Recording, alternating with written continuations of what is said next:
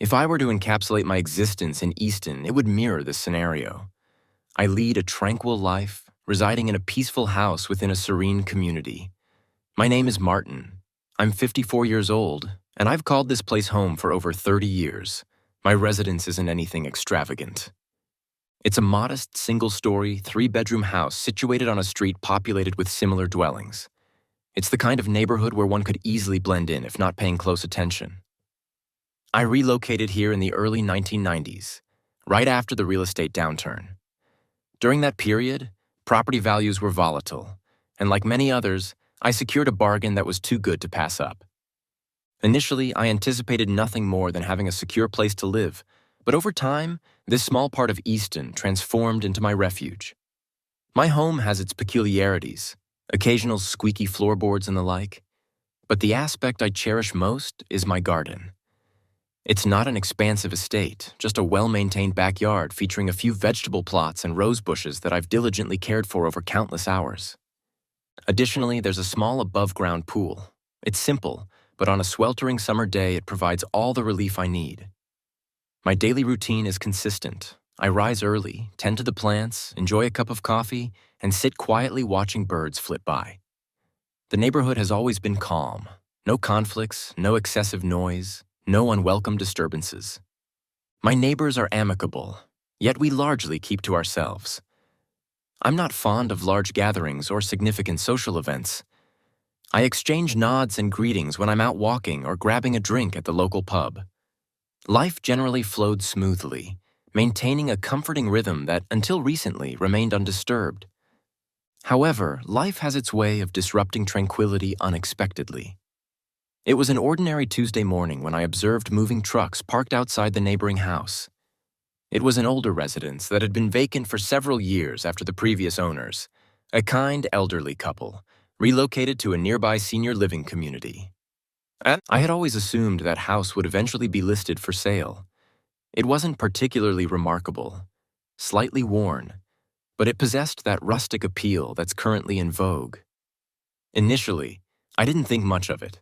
New occupants arrive frequently, yet something about the manner in which the trucks arrived piqued my interest. This wasn't the typical couple or family. As I was attending to my roses, I noticed her. She emerged from the truck into the sunlight, tall and striking, her strawberry blonde hair gleaming under the clear blue sky. Her attire was impeccable, far more polished than anyone I'd seen moving into our neighborhood before. Before we continue with the story, please consider subscribing. It's my dream to once reach 1,000 subscribers. Now back to the story. She wore a fitted blazer, sleek pants, and heels that clicked sharply against the pavement as she approached her new home. I couldn't help but take notice, despite trying to avert my gaze. It's rare to encounter someone like her here. She exuded an air that suggested she wasn't accustomed to blending into a crowd, leaving one to wonder if she truly belonged here or was merely passing through. Deciding to introduce myself and extend a friendly welcome, I believe in fostering a sense of community. A peaceful neighborhood should at least make an effort to greet new residents warmly. I wiped my hands, brushed the dirt from my knees, and walked over to her house. "Hello," I called out, stepping onto her driveway, aiming to appear more welcoming than awkward. "I'm Martin. I live next door. Just wanted to say hi and welcome you to the neighborhood." She turned to face me, her eyes scrutinizing me for a moment before offering a half-smile. "Oh, hi," she responded, her voice sharp yet not unfriendly. "Thanks, I suppose." I hesitated, attempting to move past the initial awkwardness. "I've been in the area for quite some time.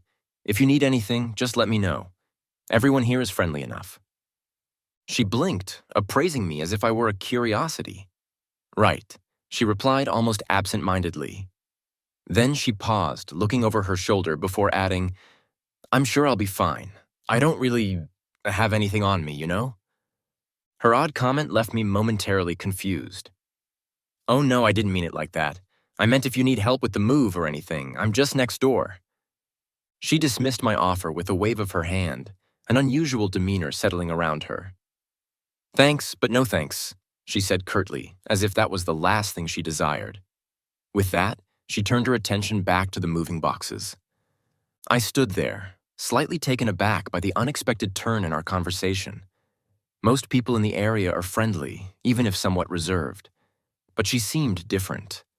Her demeanor wasn't unfriendly, yet something felt off, something unsettling. Perhaps she was merely nervous about her new home, a common feeling when settling into a new neighborhood. I decided to attribute it to that and returned to my garden, though I couldn't shake the feeling that this was just the beginning. The ensuing weeks passed without significant events. My life resumed its usual pace. However, a heatwave hit shortly after I learned her name was Shirley from the mailman, who had to deliver some misdirected packages. The intense summer sun made everything feel more pronounced, and I found myself spending most days lounging by the pool with a cold drink, enjoying the slow, relaxed pace the heat brought. Most neighbors embraced the summer by being more active outdoors, except Shirley. She rarely ventured outside. Occasionally, I saw her through her window, moving around or conversing with movers and contractors, but she didn't appear to appreciate the neighborhood's peacefulness. Perhaps she was just too occupied. But what stood out was her tendency to isolate herself, as if constructing a barrier around her life. Despite her distance, I couldn't ignore the nagging feeling that something was amiss. I didn't want to judge too quickly, but my intuition suggested there was more to her presence than just being a new resident. In small towns, everyone tends to know, or think they know, everyone else's business. Living in a quiet place like Easton accustomed me to calm. A slow-moving life without surprises or drama. At least, that's what I believed. Suddenly, the peace was about to be disrupted. It was one of those rare moments when everything seems to be going smoothly, until something entirely unexpected intervenes. The heat wave was still in full swing, but I'd managed to enjoy a good stretch of time by the pool. The sounds of birds and the gentle rustling of trees made the outside world feel distant. I was content in my personal paradise when the serenity was broken by a sharp knock at the door. I wasn't anticipating anyone, assuming it was a neighbor or perhaps a delivery. However, when I opened the door, I wasn't greeted by a familiar face.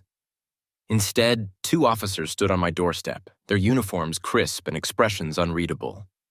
"Good afternoon, sir," one of them said, stepping forward as I instinctively took a step back. "We're here to investigate a disturbance. We've received complaints about noise coming from this residence." I blinked, trying to comprehend their words. "Noise," I repeated, uncertain if I had heard them correctly. The last thing I wanted was a confrontation with the police, especially since I was merely sitting by the pool, listening to the countryside's gentle hum. "There must be some misunderstanding. I've been in the garden all day and haven't heard anything unusual," I responded, feeling uneasy. The officer looked down at a piece of paper in his hand.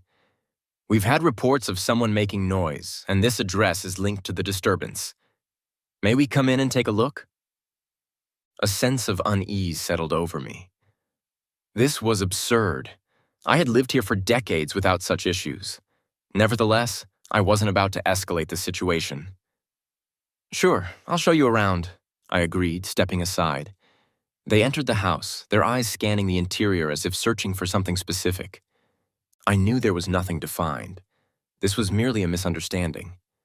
However, I couldn't help but feel the tension mounting within me. I led them to the living room and gestured around. "As you can see, everything is in order. I haven't made any noise." The officers seemed somewhat satisfied but continued probing. One of them, a taller officer with a stern expression, asked, "Can you prove that you live here?" It felt like an odd request, but I didn't hesitate. I quickly retrieved some utility bills from a drawer and handed them over. The water bill clearly displayed my name and address. The officers exchanged a brief glance before the stern one nodded. "All right, Mr. Martin. It seems there's no issue here." Just as I thought the situation was resolving, I noticed the 2 officers move past the window, heading toward the end of my driveway. A sinking feeling told me this wasn't the end. Before I could respond, I heard it, a sharp, angry voice from Shirley's side of the fence. "Do something about him!" she yelled, her words penetrating through the walls. "Why are you letting him stay here? He doesn't even belong in this neighborhood. He's a homeless migrant, a threat to our peaceful little village." I felt my face flush with heat. I couldn't believe what I was hearing. Shirley had shifted from a distant neighbor to openly hostile in just days. She had accused me, Martin, a man who had lived here for over 30 years, of being a homeless migrant. The officers fell silent for a moment, clearly uncomfortable with the direction the conversation had taken. I stood at the door, unable to move, but trying to remain calm. Arguing would only worsen things. "Excuse me," I said cautiously, stepping outside. "I don't know what this is about, but I've lived here for decades. You've met me already, Shirley, and I'm certainly not what you're accusing me of." Shirley's eyes flashed with disdain as she turned to face me. "Oh, look at you," she sneered.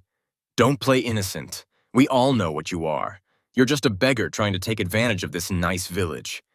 We have no room for people like you, Martin." I felt my blood boil, but I maintained a steady voice. "Surely," I began calmly, "I don't know what problems you're dealing with, but I don't deserve to be treated this way. You've only been here for a few weeks, and already you're trying to undermine everything this neighborhood stands for." The officers exchanged glances once more. Finally, the taller constable spoke. "All right, Mr. Martin, we've checked things out. We'll leave you to it. Ma'am, we suggest you take a step back." Shirley opened her mouth to argue, but the officer interrupted her with a firm gesture. "Ma'am," he repeated, "please." With that, they turned and walked back to their vehicle, leaving me standing there, seething in disbelief. Shirley, of course, had one final jab. "You won't get away with this, Martin. This isn't over." I watched the officers drive away, their patrol car gradually disappearing down the road. The ensuing silence was deafening. I couldn't help but wonder, what had just transpired? More importantly, what did Shirley want from me? This was no ordinary neighborly dispute anymore. It was something far more sinister, and it wasn't disappearing. Initially, I believed Shirley's threats were empty words. After all, she was new to the village, and surely people wouldn't believe someone who was still getting acquainted with the community. I underestimated her determination and her ability to distort the truth. Rumors began subtly, starting as mere whispers. One day at the local grocery store, a normally friendly shopkeeper gave me a sympathetic look while handing me my change. "Hope everything's all right," she said, more as a statement than a question. When I inquired further, she only shook her head and muttered something about things going around. It wasn't long before I discovered what she was referring to. Shirley was spreading the most ridiculous lies about me, claiming I was nosy, unkempt, and a troublemaker. She informed anyone who would listen that I had been lurking around her property at odd hours, making the neighborhood unsafe. It was laughable, except people were beginning to believe her. Her campaign escalated swiftly. One morning, while I was weeding the garden, I noticed Shirley standing at the edge of my property, holding her phone like a determined paparazzo. She took photo after photo of my house, muttering to herself. I stood up and called out to her. "Shirley, what are you doing?" She didn't react, simply waving her phone in my direction. "Collecting evidence," she replied with a smirk before walking away. I thought that was bad enough, but it wasn't until I returned from an afternoon trip to the hardware store that I realized the extent of her actions. She had taken it upon herself to print out the photos she had taken of my house. Grainy, unflattering images of my garden, the pool, and even views through my windows, and plastered them all over the village. I found one of the posters affixed to a telephone pole near the post office. It was a blurry photo of me bent over my vegetable bed with the caption, "Does this man make you feel safe? Demand a safer neighborhood." Below it was a link to a petition Shirley had started, calling for my removal from the community. My face burned with embarrassment and anger. It was one thing to speak ill of me behind closed doors, but this was public humiliation on an unprecedented scale. Worse, it was effective. I noticed a change in how people interacted with me. Neighbors I had shared friendly exchanges with for years suddenly avoided me, crossing the street to steer clear. Some even looked at me with open contempt. However, not everyone fell for Shirley's fabrications. A few neighbors, those who had known me for decades, offered words of support. "Don't let her get to you, Martin. My next-door neighbor, Mrs. Lawson, told me one evening as we chatted over the fence. We know you're a good man." "Shirley's just seeking trouble," she added. But the support from a few kind individuals wasn't enough to counteract the mounting pressure.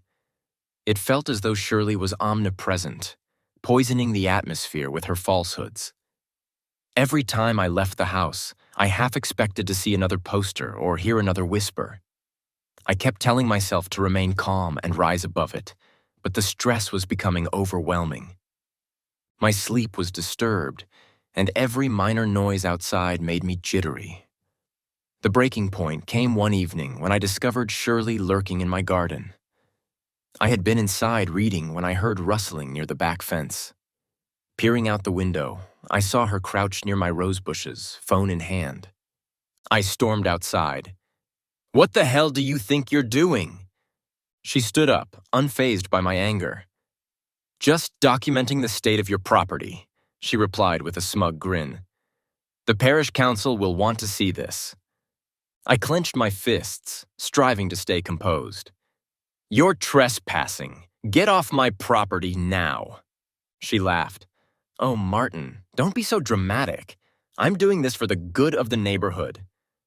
That was it. I couldn't tolerate her smear campaign any longer. The next morning, I contacted a solicitor. The solicitor was understanding but cautious. "Harassment and defamation cases can be challenging," she advised. "You'll need solid evidence, photos, videos, anything that proves her behavior has crossed the line." I set to work. A helpful neighbor, Mr. Singh, offered assistance. He had a CCTV camera on his house that overlooked part of my property. Together, we reviewed the footage and found several clips of Shirley sneaking around, taking photos and videos through my windows. One clip even captured her pulling a branch from one of my rose bushes, presumably to make the garden appear neglected in her photos. I also obtained a copy of the police report from the initial incident when the officers visited my home. It clearly stated that there was no evidence of any disturbance or wrongdoing on my part. Mrs. Lawson, ever supportive, offered to write a statement detailing how Shirley had attempted to turn the neighbors against me. "I'll do whatever it takes," she declared. "That woman's a menace." With this evidence, I felt a flicker of hope. The solicitor helped me draft a formal complaint against Shirley, outlining her harassment and defamatory actions. We filed it with the local magistrate's court, along with the gathered evidence. It wasn't an easy decision. Pursuing legal action meant exposing myself to even more scrutiny, but I knew it was the only way to stop her relentless campaign. The petition she had started, the posters, the photos, it all constituted a clear case of defamation. The trespassing incidents, backed by the CCTV footage, further solidified the harassment claim. My solicitor assured me that we had a strong case. When the court summons was served, I noticed Shirley's smug demeanor wane for the first time. She still tried to portray herself as the victim, claiming I was bullying her for standing up for the neighborhood. However, the evidence was indisputable, and deep down, I believed she knew it too. As days passed, I began to feel a sense of relief. The legal process would take time, but I had taken steps to protect myself and restore my reputation. Shirley's lies had inflicted immense stress, but I wasn't going to let her prevail. For the first time in weeks, I sat by my pool, sipping a cold drink and listening to the birds. The calm hadn't been fully restored yet, but it was a positive step forward. Little did I realize, the turmoil wasn't entirely over. The day of the hearing arrived, and although my solicitor had assured me of our strong case, I couldn't help but feel nervous. Shirley, on the other hand, entered the magistrate's court with the same confident demeanor she had since moving in. She wasn't smiling, but her arrogance was palpable. I could tell she believed she could somehow evade the consequences. The hearing began with my solicitor presenting the evidence. The CCTV footage showed Shirley trespassing on my property multiple times, peering through my windows, and even tampering with my garden to make it appear worse in her photos. The police report from the first incident was clear. There was no disturbance caused by me, only baseless complaints from Shirley. Witness statements from neighbors like Mrs. Lawson and Mr. Singh further reinforced the truth. Shirley had been lying and harassing me persistently. When it was Shirley's turn to speak, her tone was dripping with self-righteousness. She claimed she had been acting in the best interest of the community, protecting the village from an alleged threat. However, her arguments crumbled under scrutiny. The magistrate, a stern woman with little patience for nonsense, highlighted the lack of evidence supporting Shirley's claims. Instead, she focused on the harm Shirley's actions had caused me: public humiliation, emotional distress, and damage to my reputation. By the end of the hearing, Shirley's confidence had visibly diminished. The magistrate ruled in my favor, issuing Shirley an antisocial behavior order, ASBO, that prohibited her from approaching me, my property, or making further defamatory statements. Additionally, Shirley was ordered to pay damages for defamation and cover my legal fees.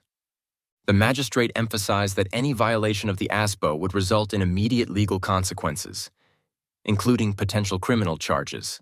Shirley left the court in silence, her earlier bravado completely gone. A few days after the ruling, the officers returned to enforce the court's orders.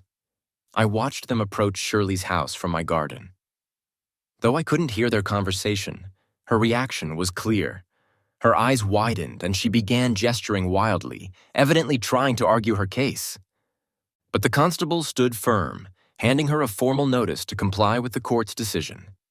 She was given a deadline to remove all the defamatory posters she had placed around the village.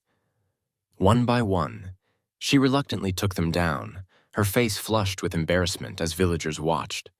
It was a small victory, but seeing her finally held accountable for her actions felt like a burden lifting off my shoulders. News of the court's decision spread quickly through the village. The posters were gone, but the damage Shirley had done to her own reputation was irreparable. People began to avoid her entirely. At the local market, I overheard a shopkeeper telling another customer, "She's lucky she's not in jail after what she did to Martin." Neighbors who had once been influenced by her lies came to apologize. Shirley, meanwhile, became a ghost in the community. She ceased attending events and avoided the main streets whenever possible. On the rare occasions I saw her, she kept her head down, her former arrogance replaced by an air of defeat. With Shirley's harassment finally behind me, I began to feel like myself again. My garden, once a source of anxiety due to her constant intrusions, became a place of solace once more. I found joy in the simple things: pruning my roses, swimming in the pool, and chatting with the neighbors who had stood by me.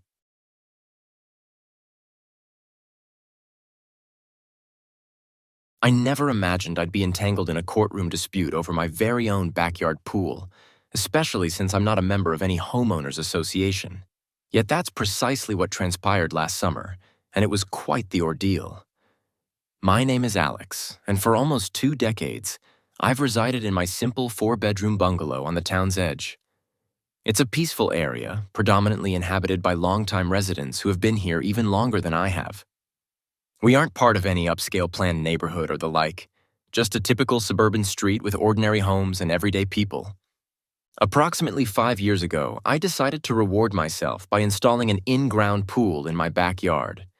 It wasn't anything extravagant, merely a pleasant 16x32 rectangular pool with a modest deck surrounding it. It was ideal for cooling down on scorching summer afternoons or hosting a few friends for a barbecue.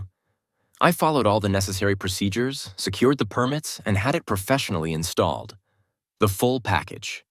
It was a significant investment, but in my view, it was well worth it. Everything went smoothly for the first several years. I enjoyed my pool in tranquility, occasionally inviting neighbors to take a dip if I noticed them out in their yards on particularly hot days. Mrs. Thompson next door even picked up water aerobics, which was quite charming to watch. However, things began to take a strange turn last May. It started when I saw a couple of unfamiliar individuals snooping around my backyard one afternoon. I was in the kitchen and happened to glance out the window to see 2 men in polo shirts walking around the edge of my pool, clipboards in hand. Naturally, I went outside to inquire. "Can I assist you, gentlemen?" I called out as I stepped onto my back patio.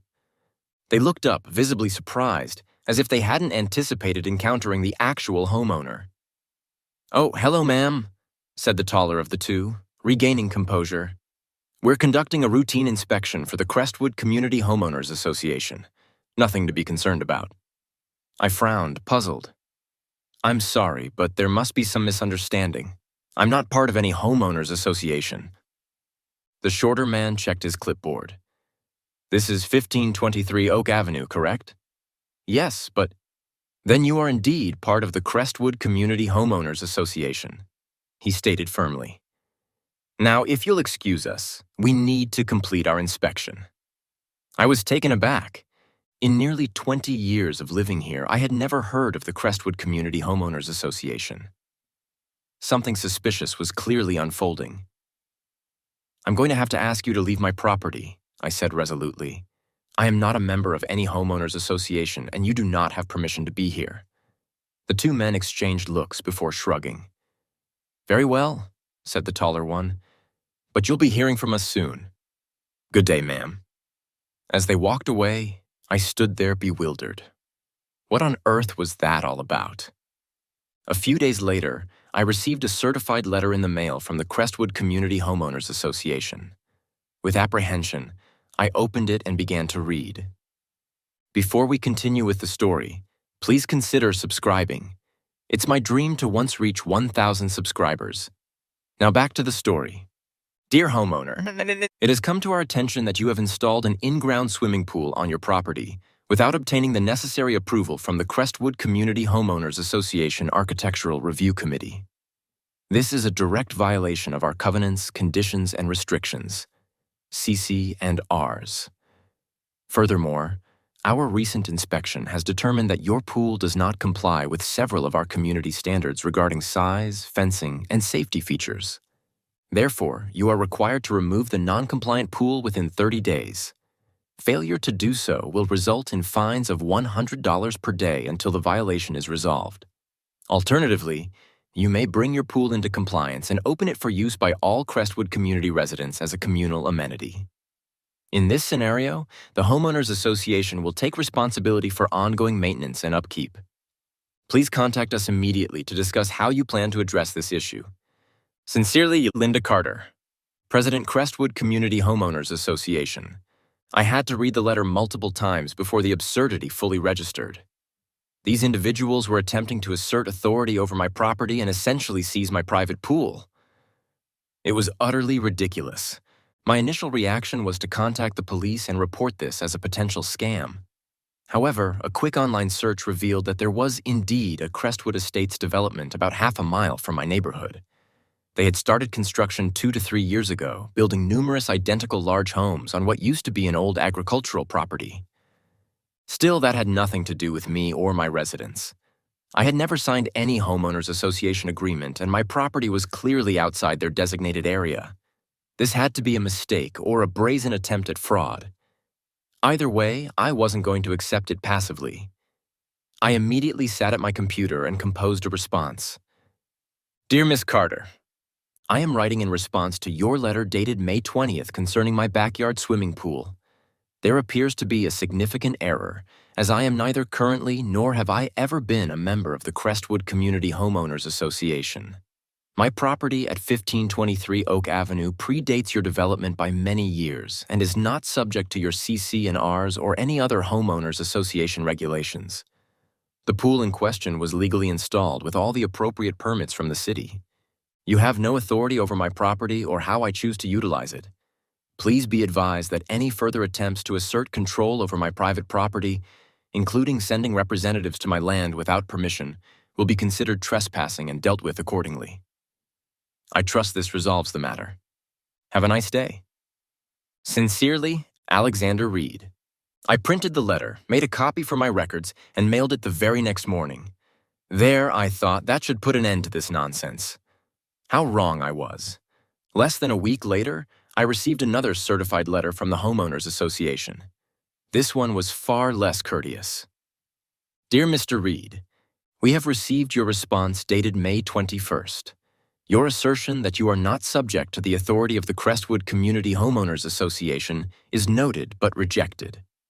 As of January 1st of this year, all properties within a 1-mile radius of Crestwood Estates automatically fall under our expanded jurisdiction. This decision was approved by a unanimous vote of Homeowners Association members and filed with the County Clerk's office. Therefore, you are indeed bound by our regulations, whether you have signed an explicit agreement or not. Your continued denial does not alter the legal reality of the situation. You have 14 days from receipt of this letter to either remove your non-compliant pool or open it for community use as previously stated. Failure to comply will result in legal action. This is your final warning. Sincerely, Linda Carter, President, Crestwood Community Homeowners Association. I was furious. These people were clearly delusional if they believed they could unilaterally claim authority over properties they didn't own. It was time to escalate the matter. I immediately reached out to my friend Sam, who happened to be a real estate lawyer. After explaining the situation, he agreed to take on the case pro bono, mainly because he found the situation so absurd it would be amusing to litigate. Sam drafted a cease and desist letter, firmly stating that their claims were unfounded and threatening countersuits for harassment if they continued. We sent copies not only to the Homeowners Association Board, but also to the City Council and County Commissioner's Office. We thought that would be the end of it. Surely once they realized we were serious and willing to go to court, they would back down and acknowledge their mistake. But Linda Carter and her team were more tenacious than we anticipated. 2 days after the deadline in their last letter passed, I woke up to find a group of workers in my backyard, putting up a chain-link fence around my pool. I rushed out of the house in my robe, yelling at them to leave my property. Linda herself was present, overseeing the installation with a smug expression. "Good morning, Mr. Reed," she said sweetly. "Since you failed to comply with our directives, we're taking matters into our own hands. Your pool is now officially a Crestwood community amenity." "Like hell it is," I shouted. "This is trespassing and vandalism. I'm calling the police right now." Linda simply smiled. "Go right ahead. We have all the proper documentation. You'll find the law is on our side." I ran back inside and dialed 911, my hands trembling with anger. This couldn't be real. It had to be some sort of bizarre nightmare. But it was all too real. And little did I know, this was merely the beginning of a legal battle that would dominate the next 3 months of my life. The police arrived about 15 minutes later, lights flashing but sirens off. By then, I had put on some clothes and was standing in my driveway, arms crossed, glaring at Linda and her crew. 2 officers approached, looking perplexed by the scene. "What seems to be the problem here?" the older of the 2 asked. I began explaining, my words rushing out in anger. "These people are trespassing on my property and vandalizing my pool. They claim to be from a homeowners association I don't belong to, and they're trying to take over my backyard." Linda stepped forward, maintaining her composure. "Officers, I assure you everything here is perfectly legal. We have documentation showing that this property falls under our homeowners association jurisdiction. Mr. Reed has been violating our bylaws, and we're simply taking the necessary steps to bring his pool into compliance." She handed them a folder filled with official-looking documents. The officers flipped through them, frowning. "Ma'am," the younger officer said slowly, "I'm not sure these documents say what you think they do. This appears to be an internal homeowners association vote, not a legally binding expansion of your authority." Linda's smile wavered slightly. "Well, I'm sure there's just been some misunderstanding. Our lawyers assured us this was all above board." The older officer turned to me. "Sir, do you have any documentation showing your property ownership and the permits for this pool?" "Of course," I replied. "Let me go grab them." I dashed inside and returned with a folder containing my deed, property tax records, and all the paperwork from when the pool was installed. The officers reviewed these as well. After a few minutes of private discussion, the older officer addressed us both. "Here's how this is going to proceed," he said firmly. "Miss Carter, you and your crew need to leave this property immediately. You have no legal right to be here or to alter Mr. Reed's pool in any way. If you don't leave now, you'll be arrested for trespassing. Is that clear?"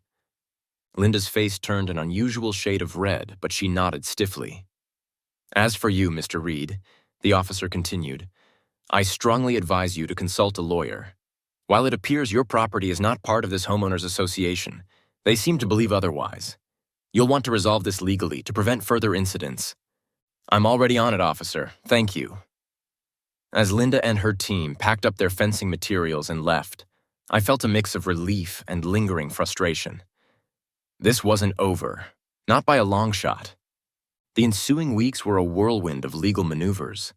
Sam and I filed for an emergency injunction to stop the Homeowners Association from taking any further action against my property.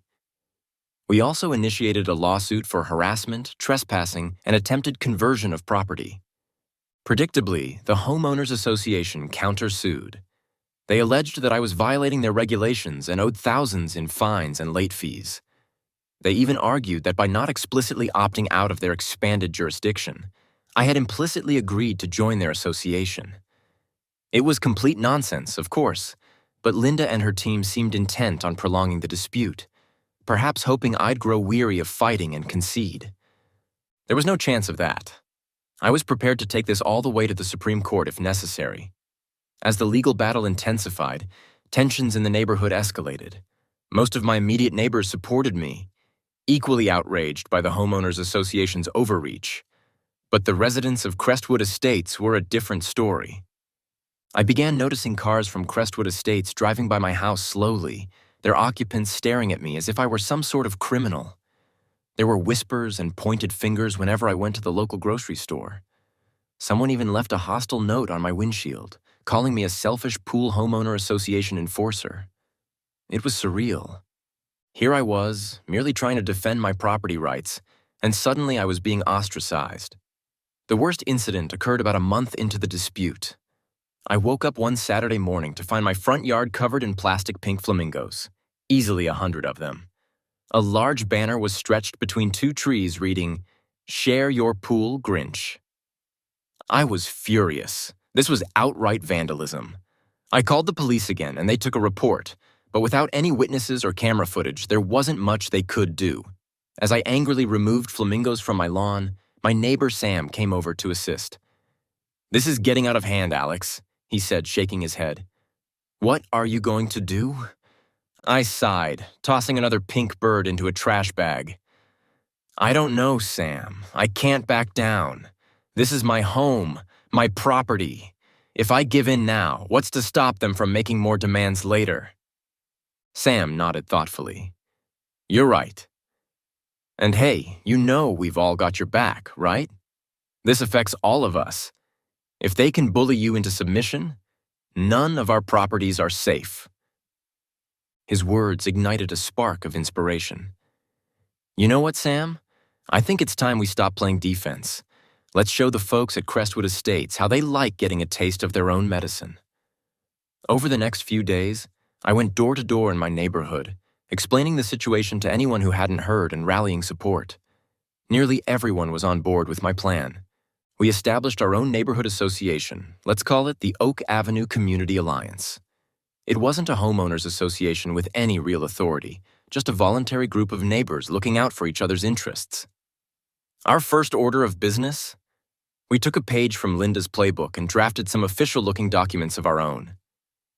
These documents stated that due to our long-standing presence in the area, all newer developments within a 2-mile radius, which conveniently included all of Crestwood Estates, were subject to our community standards.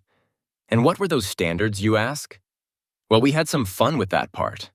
Highlights included: all homes must display at least one brightly colored garden gnome visible from the street at all times. Holiday decorations must remain up year-round.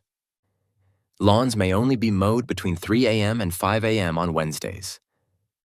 Vehicles parked in driveways must be covered with polka dot car covers. Residents must wear whimsical hats when retrieving their mail. We ensured to include clauses about hefty fines for non-compliance, just as the Crestwood Homeowners Association had done to me. Was it childish? Perhaps. Legal? Absolutely not. But we aimed to make a point about how absurd their claims of authority were. We mailed copies of our bylaws to every home in Crestwood Estates, as well as to their Homeowners Association board, then sat back and awaited the fallout. The reaction was almost immediate. Linda Carter herself appeared on my doorstep the very next day, her face flushed with anger. "What is the meaning of this?" she demanded, waving the papers in my face.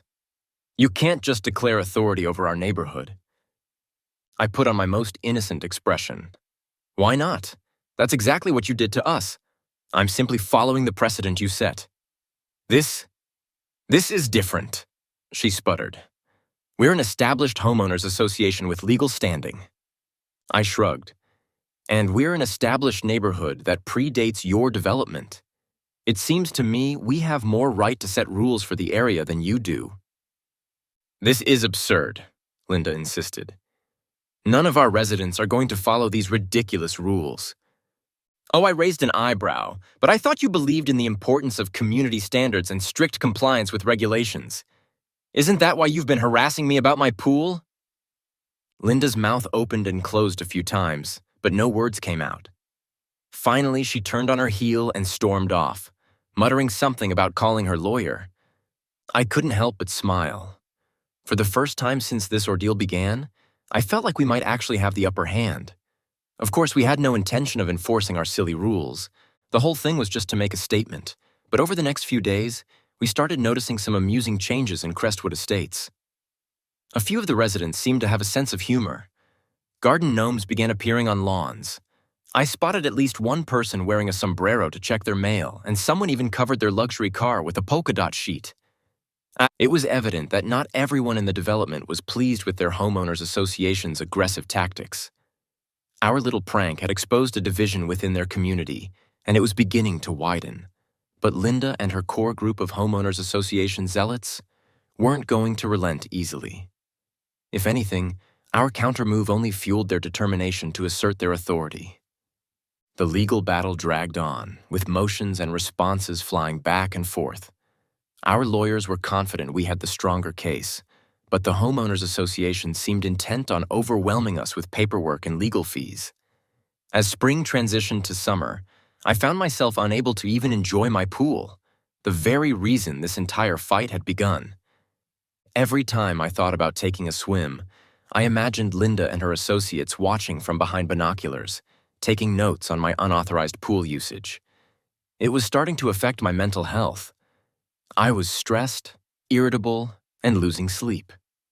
More than once, I caught myself contemplating whether it might be easier to simply concede and let them have the pool. But every time those thoughts surfaced, I reminded myself of what was truly at stake. This wasn't just about a pool anymore. It was about the right to live peacefully in my own home without interference from power-hungry intruders. It was about standing up to bullies who believed they could trample over people's rights. So, I persisted. Little did I know, the turning point in our battle was just around the corner. As July approached, the tension in the neighborhood reached a boiling point. The Crestwood Community Homeowners Association had intensified their pressure tactics, sending daily letters threatening legal action not just against me, but against any of my neighbors who supported me. They even attempted to pressure local businesses to deny services to residents of our non-compliant neighborhood. It was clear that Linda Carter and her board had lost all sense of proportion. This wasn't about community standards anymore. It was a crusade, and they were determined to win at any cost. However, their increasingly aggressive actions were beginning to backfire. More and more Crestwood residents were becoming uncomfortable with the Homeowners Association's tactics. We started hearing whispers of dissent, of people questioning whether this fight was truly worth it. The tide began to turn one sweltering Saturday afternoon in early July. I was outside, half-heartedly trying to keep my lawn green in the summer heat, when I noticed a small group of people walking up my street. As they approached, I realized with surprise that I recognized them. They were from Crestwood Estates. My first instinct was to brace for confrontation. Were they here to cause trouble, to stage some sort of protest? I set down my hose and watched cautiously as they came closer. To my surprise, the man leading the group gave a friendly wave as they reached my property line. "Mr. Reed, I'm Tom Davis, and this is my wife Emily, along with our neighbors the Browns and the Nguyens. We're from Crestwood Estates, and we'd like to talk, if you're willing." I hesitated for a moment, then nodded. "Sure, come on in. Would you all like some iced tea? It's really hot out here." 10 minutes later, we were all seated in my living room, sipping cold beverages. The atmosphere was somewhat tense at first, but Tom quickly got to the point. "Mr. Reed, we wanted to come speak with you directly, neighbor to neighbor," he began. "This whole situation with the Homeowners Association has gotten out of hand.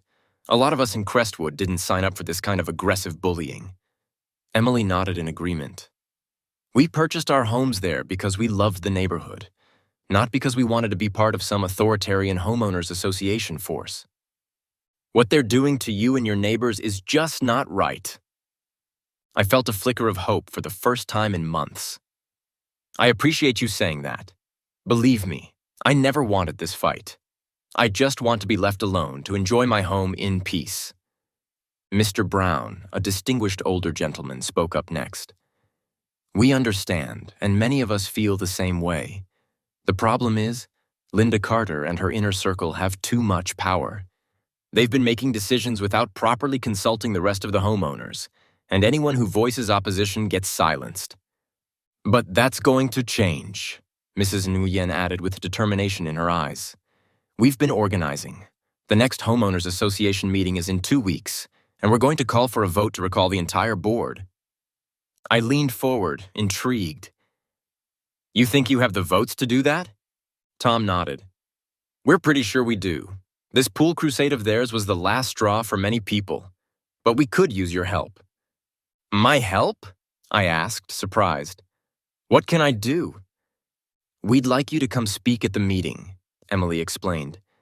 Tell your side of the story. Help people understand what it's been like to be on the receiving end of all this.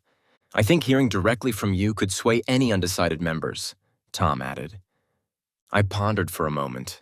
It was a risky move, essentially showing up in the lion's den, but if it could help end this nightmare once and for all, it was worth considering.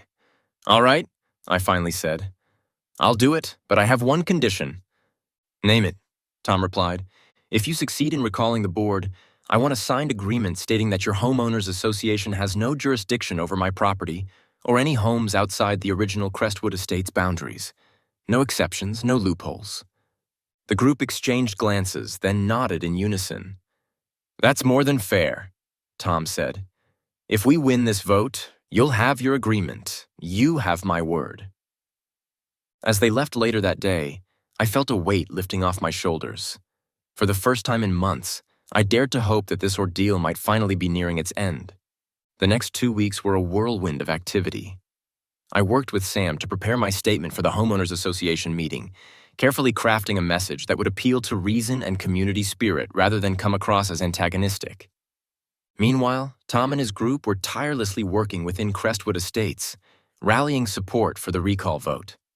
The night of the meeting arrived all too quickly. As I drove into Crestwood Estates, my palms were sweaty on the steering wheel. I'd be lying if I said I wasn't nervous.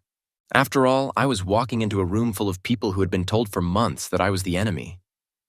The meeting was being held in the community clubhouse, a building that under different circumstances I might have found quite pleasant. As I walked in, I could feel all eyes on me. The room was packed, with people lining the walls and spilling out into the hallway. Linda Carter was at the front of the room, her face turning a shade of red as she saw me enter. Mr. Reed, this meeting is for Crestwood Estates residents only. I'm afraid I'll have to ask you to leave. But before I could respond, Tom stood up.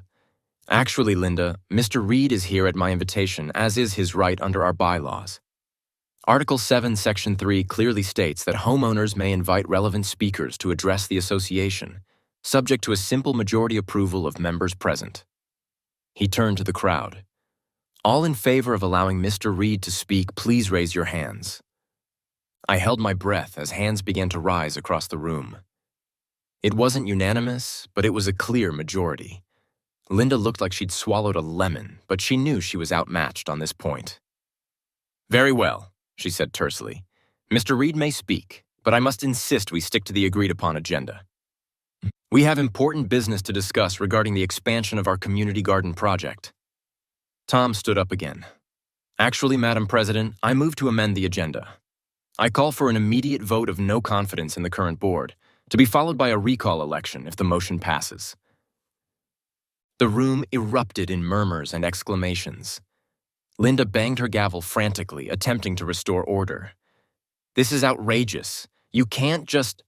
But she was cut off by the Homeowners Association's own parliamentarian, a retired judge who seemed to be enjoying this more than he should. I'm afraid the motion is in order, Madam President. According to our charter, any member in good standing can call for a no-confidence vote at any properly convened meeting. The motion must be seconded and then goes to an immediate vote. I second the motion, Emily declared firmly. Linda looked around wildly, as if searching for an escape route. Finding none, she took a deep breath and forced a smile. Very well. We will have a vote on this. Irregular motion. All those in favor of a vote of no confidence in the current board, please raise your hands. What followed felt like the longest 30 seconds of my life. Hands went up across the room. Not everyone, but a significant majority. The parliamentarian did a quick count, then nodded to Linda. The motion carries. We will now proceed to a formal recall vote for each board member, starting with the president. The next hour was a blur of voting and vote counting. One by one, Linda and her allies on the board were voted out. By the time it concluded, the entire leadership of the Crestwood Community Homeowners Association had been removed from power. As the dust settled, Tom stood up once more.